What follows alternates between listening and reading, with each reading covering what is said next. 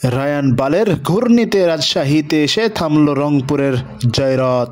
আসরের প্রথম ৮ ম্যাচে অপরাজিত ছিলেন রংপুর রাইডার্স।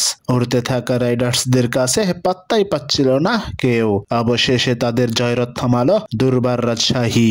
রায়ান বালের ঘূর্ণিতে মাঝারি মানের লক্ষ্য তারায় আটকে গেল রাইডার্স। চট্টগ্রামে টস হেরে আগে ব্যাট করতে নেমে নির্ধারিত ২০ ওভারে ৯ উইকেট হারিয়ে ১১৭ রান সংগ্রহ করে রাজশাহী।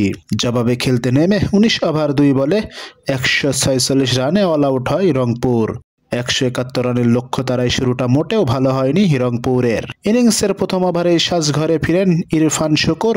তাসকিন আহমেদের বলে বোল্ড হওয়ার আগেই ২ বল খেলে রানের খাতা খুলতেও পারেনি তিনি।